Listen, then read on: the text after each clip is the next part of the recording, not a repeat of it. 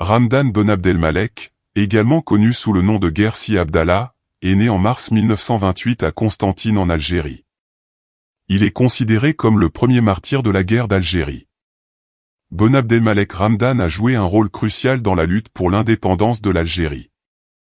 Depuis 1934, Ramdan a fréquenté l'école primaire française, Argot, de Constantine, où il a commencé son parcours éducatif. Il a ensuite étudié à l'association Essalam, où il a appris la langue arabe. Malgré des difficultés économiques, Ramdan a poursuivi ses études jusqu'à la fin du collège avant de les abandonner.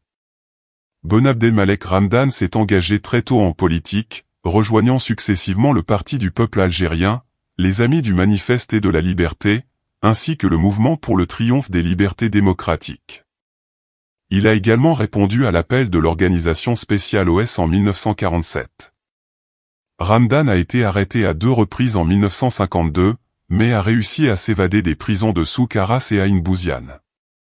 En 1952, Ramdan est retourné en Algérie après un séjour en France. Il s'est installé dans la région de Mostaganem, où il a activement œuvré à la préparation de la lutte armée. Il a joué un rôle clé en organisant des réunions, en planifiant des opérations et en collectant des armes. Il était l'adjoint de l'Arbi Ben Midi à Orani et membre du groupe historique des 22. Après le déclenchement de la révolution le 1er novembre 1954, Ramdan a mené plusieurs opérations, y compris l'attaque contre le quartier général de la gendarmerie à Sidi Ali. Malheureusement, il est tombé en martyr lors d'une embuscade violente dans la forêt de Bourama, région de Ouyi, le 4 novembre 1954. En reconnaissance de son sacrifice, plusieurs installations en Algérie portent le nom de Ben Abdelmalek Ramdan, notamment le stade de sa ville natale, la commune où il est tombé en martyr, un espace commémoratif au musée du Moudjahid de Mostaganem, ainsi qu'une place à Oran.